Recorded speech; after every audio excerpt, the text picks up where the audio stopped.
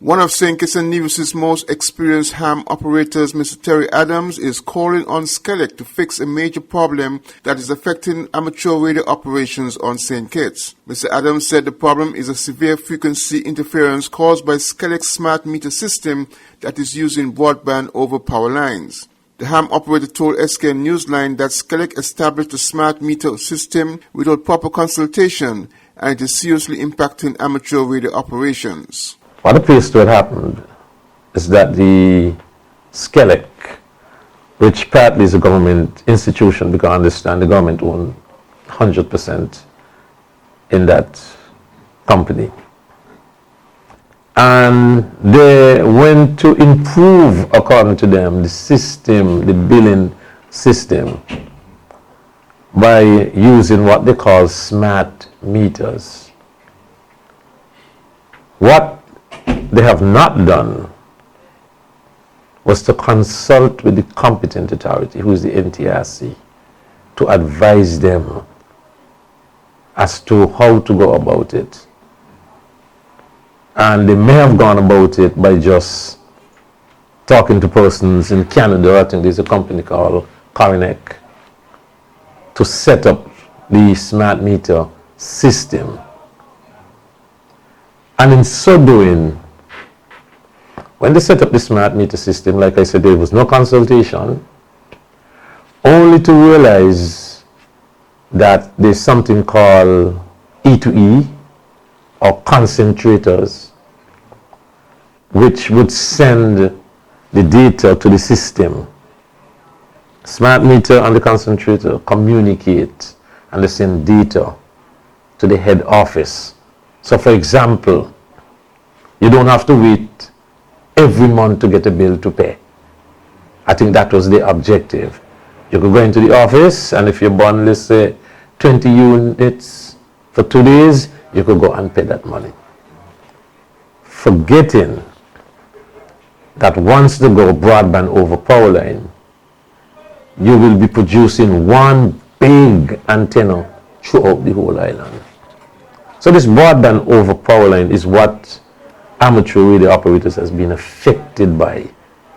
Now, I have some audio, and if you play those audio that I tape, you will hear the noise, sometimes 20 decibels over. But you can't hear nothing, Mr. Bat. You can't hear nothing with that noise. The interference is so extreme that it blocks communications in the radio frequencies that have been assigned for use by ham radio operators. The noise and interference Adams is talking about is this.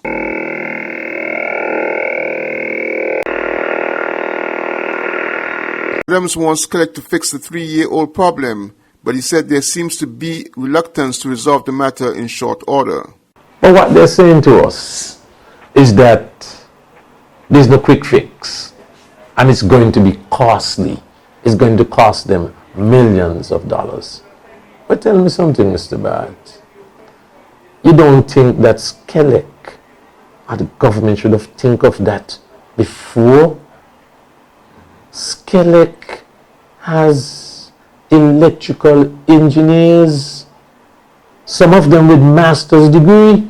I don't have that. And so they ought to have known that once they start to transmit randomly, and maybe not randomly, maybe with knowledge that they're going to be transmitting in the amateur radio spectrum, it has to be illegal. Because the International Telecommunication Union, they are a member of our body of the UN, the United Nations, which regulates telecommunication worldwide.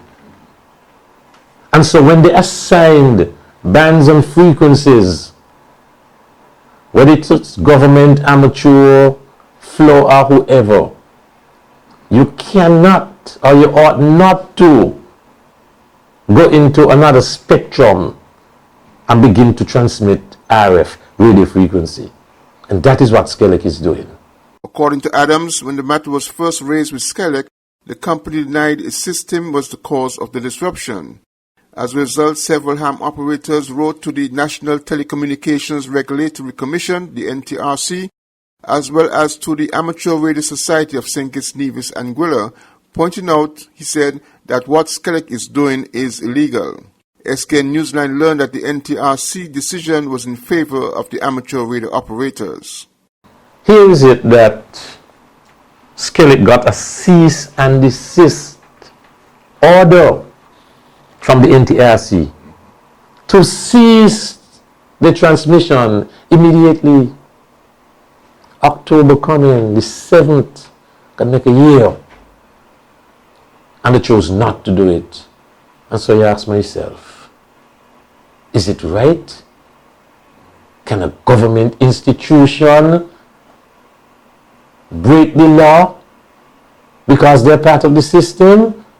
Of course not. If any ordinary citizen from Martin, Newtown, Newcastle, in Nevis would have done that, the police would have gone with them. As far as I'm concerned, nobody is above the law. And so, we are appealing to the government, SCELEC, the NTRC, ETEL, to ask SCELEC to stop, to find a fix.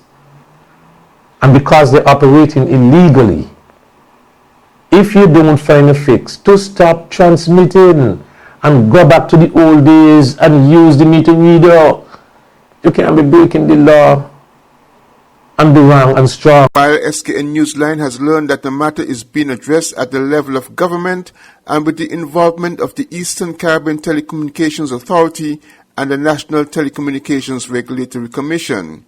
SKN Newsline reached out to SCELEC for a comment on the matter and was provided with this statement. Quote, SCELEC is aware of the situation regarding the amateur radio and all smart meters. We wish to assure those involved that the relevant steps are being taken to remedy this matter.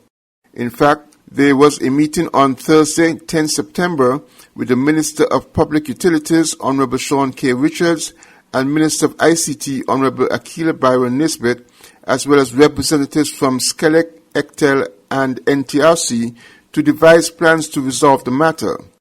In short order, revised proposals will be submitted in hope that all parties can reach an amicable solution. End quote.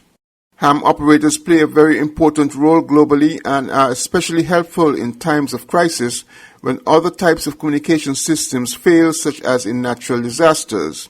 In the Caribbean in recent times, ham operators played critical roles following major earthquakes and devastating hurricanes. It is important to note also that all ham operators are required to undertake several months of training, then sit and pass a competency examination issued by the National Licensing Authority.